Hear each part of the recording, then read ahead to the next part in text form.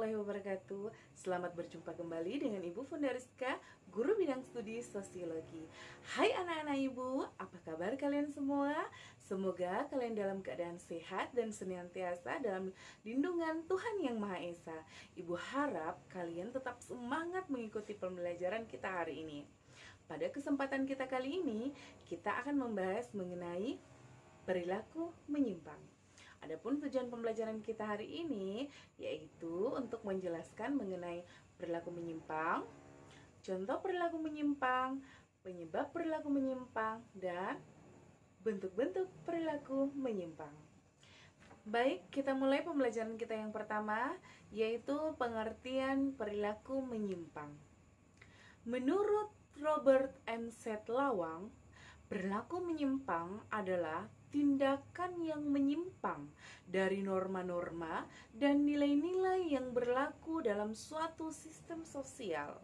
Sedangkan Paul B. Harten mengatakan bahwa perilaku menyimpang adalah setiap perilaku yang dinyatakan sebagai pelanggaran terhadap norma-norma kelompok atau masyarakat. Dari dua pendapat ahli tersebut, dapat kita simpulkan bahwa perilaku menyimpang adalah perilaku yang tidak sesuai dengan nilai dan norma yang berlaku di dalam masyarakat. Jadi, jika ada perbuatan atau tingkah laku kita yang tidak sesuai dengan aturan-aturan yang ada di dalam masyarakat, itu sudah perilaku menyimpang. Tujuan pembelajaran yang kedua adalah contoh perilaku menyimpang. Ada banyak sekali contoh-contoh perilaku menyimpang di masyarakat, seperti tawuran pelajar, pembunuhan, LGBT, pelacuran, narkoba, pelecehan seksual, pornografi, bullying, dan lain-lain sebagainya. Semua itu disebut dengan perilaku menyimpang karena perilaku tersebut adalah perilaku-perilaku yang melanggar norma dan nilai yang ada di dalam masyarakat. Tujuan pembelajaran yang ketiga yaitu penyebab perilaku menyimpang. Penyebab perilaku menyimpang yang pertama adalah sosialisasi tidak sempurna. Sosialisasi itu sendiri adalah proses belajar tentang nilai-nilai dan norma yang berlaku dalam masyarakat. Dalam sosialisasi ada yang disebut dengan agen. Agen terdiri dari keluarga, teman sepermainan, sekolah, tempat kerja, dan media massa. Terjadinya perilaku menyimpang jika salah satu agen tersebut tidak menjalankan fungsinya sebagaimana mestinya. Sebagai contoh, misalnya si A adalah seorang anak dari keluarga yang baik. Dia adalah keluarga yang agamawis, keluarga yang senantiasa mengajarkan nilai dan norma yang baik kepada si A. Namun si A salah memilih teman. Teman-teman sepermainannya adalah mereka pecandu narkoba, suka mabuk-mabukan, dan suka balapan liar.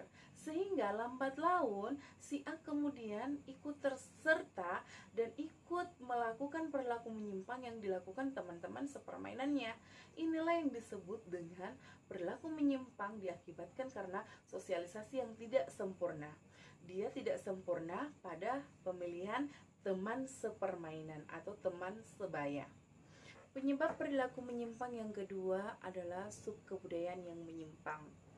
Perilaku menyimpang yang terjadi diakibatkan karena seseorang menyerap kebudayaan dari lingkungannya yang menyimpang sehingga mempengaruhi perilakunya.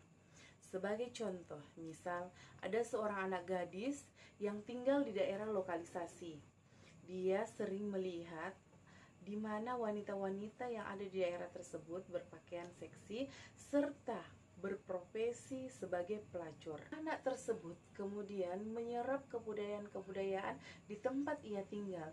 Ia kemudian sering menggunakan pakaian-pakaian yang seksi dan minim serta menjadi pelacur. Yang ketiga, dorongan kebutuhan ekonomi.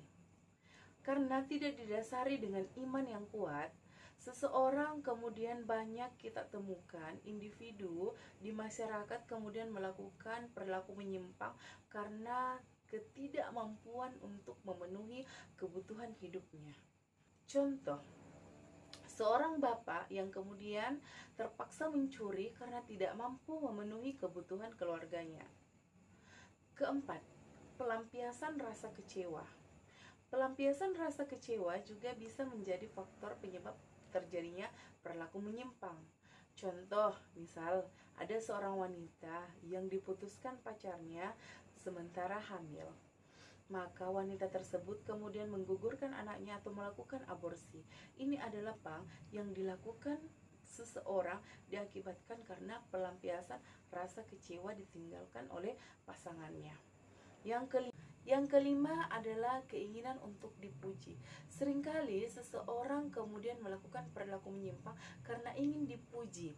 Sebagai contoh, seorang pelajar yang kemudian sering merokok supaya dianggap keren oleh teman-temannya. Atau misalnya seseorang yang ketika berkendara di jalanan kemudian sering balap-balapan agar supaya seseorang menganggap bahwa dia terlihat jagoan. Nah, itu adalah perilaku menyimpang yang diakibatkan karena keinginan untuk dipuji. Tujuan pembelajaran kita yang keempat yaitu bentuk-bentuk perilaku menyimpang.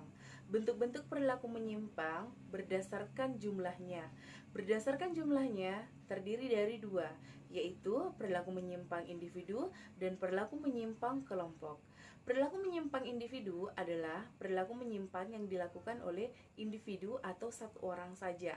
Misalnya pembunuhan, pencurian yang dilakukan oleh satu orang saja. Sedangkan perilaku menyimpang kelompok adalah perilaku menyimpang yang dilakukan secara berkelompok. Contoh, perampokan, kemudian begal. Itu semua adalah perilaku menyimpang yang dilakukan secara berkelompok. Selanjutnya, perilaku menyimpang berdasarkan sifatnya. Perilaku menyimpang berdasarkan sifatnya terdiri atas dua, yaitu perilaku menyimpang positif dan perilaku menyimpang negatif. Perilaku menyimpang positif, contohnya, misalnya ada seorang lelaki.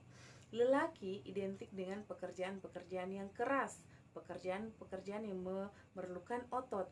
Tetapi lelaki ini kemudian lebih memilih untuk bekerja di salon. Ini adalah perilaku menyimpang menurut masyarakat, tetapi sifatnya positif. Selanjutnya adalah perilaku menyimpang negatif. Perilaku menyimpang negatif seringkali anak-anakku jumpai, di mana perbuatan-perbuatannya atau perilaku-perilakunya perilaku yang condong ke arah negatif. Selanjutnya, perilaku menyimpang berdasarkan kekerapannya. Berdasarkan kekerapannya terdiri dari dua, yaitu perilaku menyimpang primer dan perilaku menyimpang sekunder. Perilaku menyimpang primer adalah perilaku yang dilakukan hanya sekali dan tidak diulang secara terus-menerus.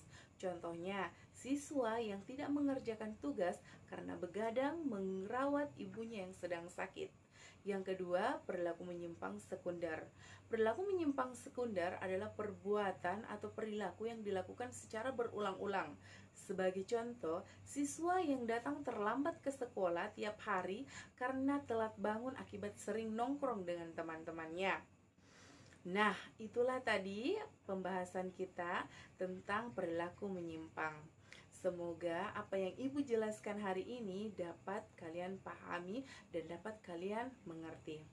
Sekian penjelasan dari Ibu, terima kasih dan sampai jumpa pada materi selanjutnya. Tetap jaga kesehatan kalian. Assalamualaikum warahmatullahi wabarakatuh.